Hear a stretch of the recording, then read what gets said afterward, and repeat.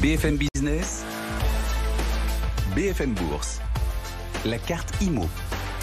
C'est votre agence immobilière. Chaque après-midi aux alentours de 15h20, votre agence immobilière sur BFM Business qui vous ouvre grand ses portes pour parler d'immobilier physique. La pierre papier aussi qui continue de monter en puissance. Les SCPI qui continuent d'afficher une belle collecte. Paul Bourdois est avec nous pour France SCPI. Bonjour Paul. Bonjour Guillaume.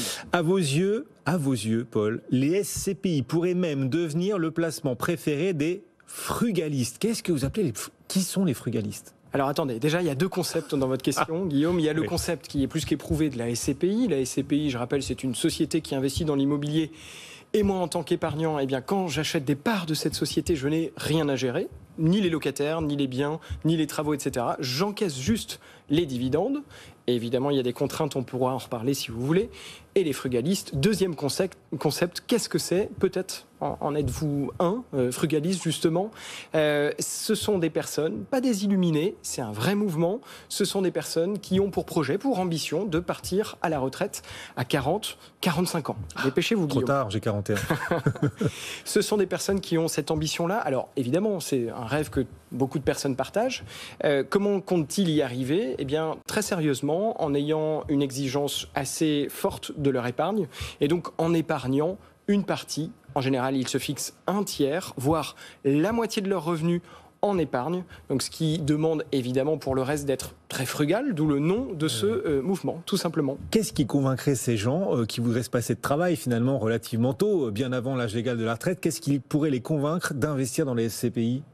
Alors, je crois que, on le répète assez souvent ici, mais la SCPI, évidemment, a des inconvénients, mais a aussi quelques avantages, et notamment celui de fournir des revenus aux épargnants de manière régulière et de manière relativement constante.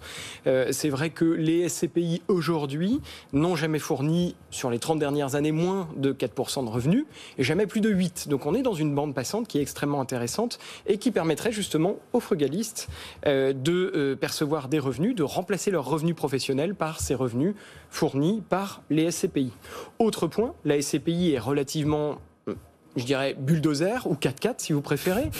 C'est un produit qui passe partout et malgré diverses crises qu'on a connues dans les années 90 avec l'immobilier, avec les subprimes ou les TNT dans les années 2000 ou encore aujourd'hui avec le Covid, on s'aperçoit que les SCPI résistent bien à tout ce qui peut se passer. Oh, attendez. Là, ça brille un peu trop, non, c'est un peu clinquant ce que vous nous dites. D'abord, on va quand même rappeler à ceux qui nous suivent, les SCPI, c'est de la diversification. Elles ont quelques défauts et limites, malgré tout. Paul, la liquidité, elle est peut-être pas aussi importante qu'en bourse. Le rendement, il n'est pas garanti, on le rappelle à tous ceux qui nous suivent, bien sûr. La fiscalité, parce que quand vous nous parlez des rendements moyens des SCPI sur 30 ans, entre 4 et 8%, c'est pas mal, hein, c'est vrai. Ce sont des rendements bruts. La fiscalité des SCPI, elle, ne fait pas de cadeaux quand même, on peut le rappeler. Non, elle ne fait pas de cadeaux, vous avez raison, mais l'État fait-il des cadeaux ? Quasiment jamais. Donc effectivement, quand vous investissez dans l'immobilier, quand vous percevez des revenus, que ce soit en SCPI ou ailleurs, quel que soit le type d'immobilier, vous avez de la fiscalité. Mais Guillaume, même si vous avez de la fiscalité avec les SCPI, avec l'immobilier, vous êtes quand même évidemment gagnant sur le revenu net par rapport à un fonds euro qui fournirait des revenus qui sont aujourd'hui assez faibles. Et vous nous dites que les SCPI sont en train de montrer, de prouver crise après crise leur résilience. Quelle conclusion est-ce qu'on peut commencer à tirer de cette crise Covid, justement, maintenant qu'on peut espérer voir cette crise s'éloigner ? Bon, on va rester extrêmement prudent pour la suite, mais voilà, quels premiers enseignements est-ce que vous en tirez pour les SCPI ? Alors, effectivement, il faudra attendre, comme vous le dites, quelques années pour avoir la picture, la big picture, comme on dit, la photo dans sa globalité. Néanmoins, ce qu'on peut voir, c'est que malgré les pronostics, malgré ce qu'on pouvait imaginer sur les SCPI, est-ce qu'il va y avoir un problème sur les bureaux, sur les commerces, sur les hôtels ? Globalement, ça s'est bien passé. Il y a eu une résilience. Alors évidemment, l'hôtellerie et les commerces ont un peu plus pâti, on le redit à chaque fois, mais en tout cas, les bureaux aujourd'hui sont et la classe d'actifs qui permet d'avoir un rendement important et avec tout le télétravail qu'on pouvait imaginer, c'est quand même quelque chose qui est rassurant pour les épargnants. Et comment est-ce qu'on peut l'expliquer, cette résilience? Comment les SCPI ont-elles fait pour parer les différentes craintes des épargnants? C'est vrai, on entendait beaucoup au tout début de la crise que les SCPI allaient en souffrir parce que beaucoup de SCPI sont investis sur les bureaux. Vous avez parlé du télétravail, d'autres sur les commerces, les hôtels aussi. On sait ce qu'il en est advenu. Et pourtant, les rendements, grosso modo, bien sûr, sont des moyennes, mais les rendements tiennent. Comment est-ce qu'elles ont fait pour tenir les SCPI? Alors, quand on interroge les sociétés de gestion, donc les créatrices de SCPI, reviennent souvent des similitudes. La première, c'est évidemment la solidité des locataires, le dialogue avec les locataires. Est-ce qu'ils sont bons? Est-ce qu'ils sont mauvais payeurs ou pas? En général, ils sont très bons payeurs. Ou alors, ils peuvent discuter avec la société de gestion. Évidemment, c'est son travail, la société de gestion, de sélectionner ses locataires, de sélectionner les gens avec qui elle va travailler. Et donc, on s'aperçoit qu'il y a très peu d'impayés, très peu de défauts de paiement sur cette période de 1 an et demi qu'on a connue. Parce qu'il y a eu des aides, malgré tout, le soutien de l'État. On peut estimer qu'avec la fin du soutien dans quelques semaines, ce sera plus compliqué. Comment est-ce que vous voyez tout cela évoluer? Alors non, les entreprises globalement locataires des SCPI ont très peu utilisé les aides, ou en tout cas ont utilisé pour étaler les loyers, les versements de loyers, ou pour les reporter, et la plupart du temps, elles les ont remboursés avant le terme qu'elle s'était fixé avec la SCPI. Donc il y a effectivement la solidité des locataires, il y a, on le rappelle souvent ici, mais la diversification, la mutualisation du risque, plusieurs locataires sur plusieurs biens dans plusieurs zones géographiques et sur plusieurs typologies de biens, ça c'est extrêmement important.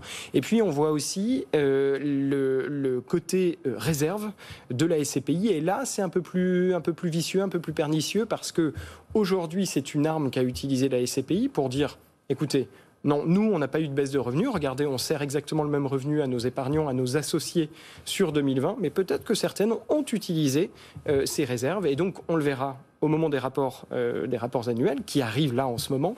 Donc, ça pourrait être intéressant d'en parler. En tout cas, aujourd'hui, c'est une des composantes qui fait que les SCPI sont résilientes en temps de crise. Oui, à voir si certaines, malgré tout, ont mordu sur leurs réserves et donc peut-être limiter leur potentiel des prochaines années. On va suivre tout ça. Vous nous alerterez, bien sûr, Paul. Alors justement, pour nos auditeurs, téléspectateurs qui cherchent des idées, qui veulent diversifier leur patrimoine en SCPI, quel profil de SCPI est-ce qu'il faut pour la suite privilégier d'après vous? Est-ce qu'on peut apporter comme ça des idées à ceux qui nous suivent aujourd'hui sur BFM Business? Alors habituellement, pas que moi d'ailleurs, d'autres acteurs également parlent de SCPI qui fournissent des rendements incroyables, de thématiques santé, logistique, résidentielle, c'est très bien, mais il est bon aussi parfois de revenir aux basiques et de se dire, bon, pourquoi pas investir dans des SCPI qui sont plus cœur de portefeuille, plus mastodontes, on va dire, et qui sont beaucoup plus défensives et beaucoup plus anciennes que ces nouvelles SCPI. Pardon. 2 exemples que j'ai en tête. Évidemment, le premier, c'est Immorent, qui est une SCPI relativement connue, gérée par Sofidy, qui est une SCPI dite diversifiée et qui fournit tout de même plus de 4% de rendement intéressant. Quand on dit diversifié, ça veut dire qu'il y a du résidentiel, du bureau, il y a un peu de tout, c'est ça dans cette Exactement, SCPI, bureau, commerce, tout type de biens, même camping dans cette SCPI. Tiens. Qui a le vent en poupe, le secteur du camping. Cette saison. Sachez-le, en plus. Et puis un deuxième exemple, si vous le voulez, on va parler d'Élysée Pierre. Élysée Pierre, qui est une SCPI, encore une fois, cœur de portefeuille, qui a un très faible rendement, mais qui est intéressante parce qu'elle est investie sur du bureau Île-de-France, ultra qualitatif, et elle fournit tout de même 3,64%, géré par HSBC, REM. C'est une bonne SCPI qu'on peut recommander. Élysée Pierre, c'est pas Élise et Pierre, non, c'est Élysée, exactement. Comme les Champs-Élysées, Pierre, voilà, pour ceux qui seraient tentés éventuellement. Merci beaucoup, Paul Pourdoy, France SCPI régulièrement à nos côtés, et bon retour. À bientôt, Guillaume. À bientôt, avec plaisir.